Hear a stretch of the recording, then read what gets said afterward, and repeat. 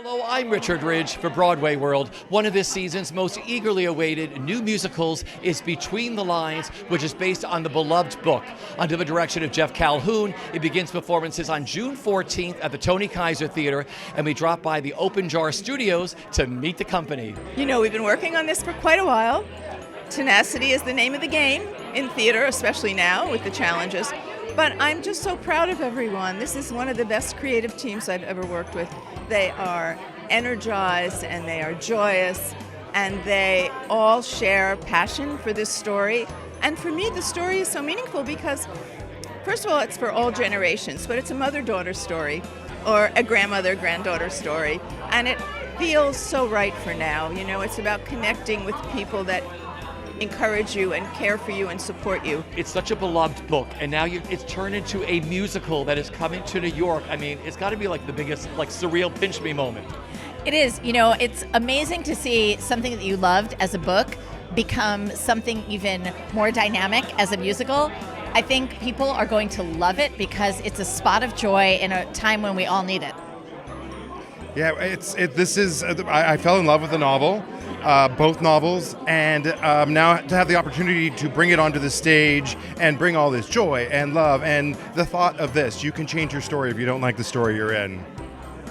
I think it's such an opportunity for my mom and I to have the chance to reopen a book that was written so long ago and to modernize it and make it represent the world around us. And our goal is just to have every single person who walks into this musical see themselves on this stage and feel represented and see themselves, This is a dream come true. When we started writing on this show, we were really young musical theater writers who hadn't really had any credits, and Daryl Roth and Jodi Picoult took a huge chance on us, and they believed in us, and since then we've gone on to do other things, but this has been the passion project of our entire career, and we just can't wait for people to see it. I'll never forget the day that Daryl Roth looked at us and said, "I'm going to raise the flag for you two as female writers." And she meant it, and she stuck by us through an entire pandemic, and that just is a testament to the type of producer and lovely person that she is. You don't find too many female empowerment musicals going on, and we have female composers.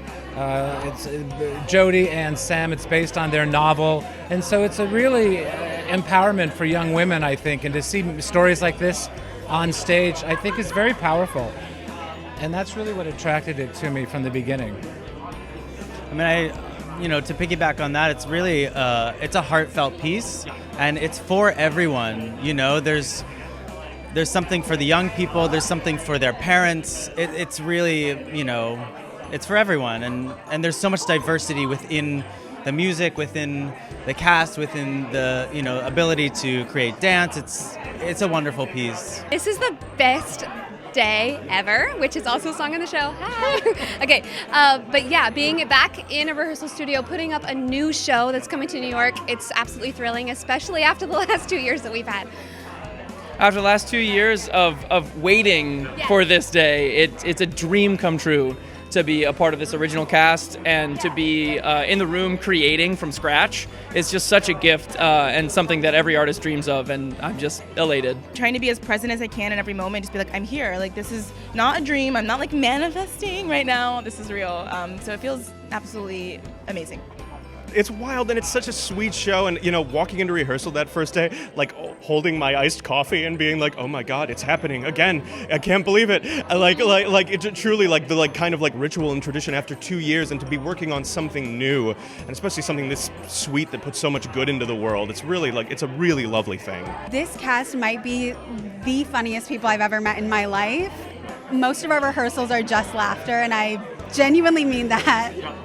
Yeah, the time just goes by because we're having so much fun in rehearsal, and the creative team is also so kind and warm and welcoming, and they said it on first day, the best idea wins, and it really does feel like that. One of our authors said this the other day, and I'm co-opting it.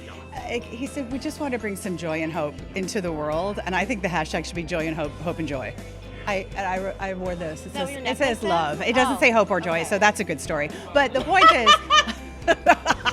But the point is, it's just There's absolute necessity and room for serious stuff that is examining the world that we're in or the worlds we've been in. I want it. I crave it. I also crave, and we are the latter. And it just sort of a light, lovely romp, and that's delightful to get to read. It's genuinely hilarious. It's genuinely touching. It genuinely turns corners you don't think it's going to turn. The music is beautiful. The script is well written, and it's a lovely group of people, and it goes by very quickly. It's exactly what I want to be doing. It's exactly what I think people are going to want to see. We have control of our own stories. We can rewrite the ending, we can change the narrative, and yeah, I think that's what I hope everyone can be passionate about leaving the theater.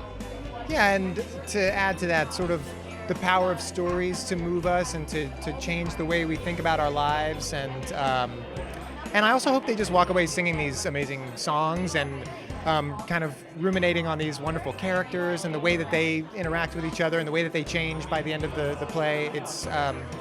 It's really a moving piece. This show is such fun. It is really fun. The music is amazing. The songs are going to get stuck in your head, and I think it's going to be everyone's new favorite soundtrack to listen to over and over again.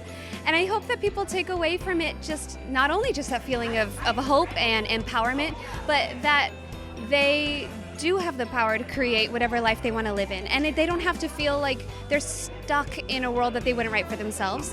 And it's about whether or not happiness, like how you define happiness. Is happiness mean your life is perfect? Does it mean your life's a fairy tale? Or does happiness mean that you are the hero of your story and you can write the story you want?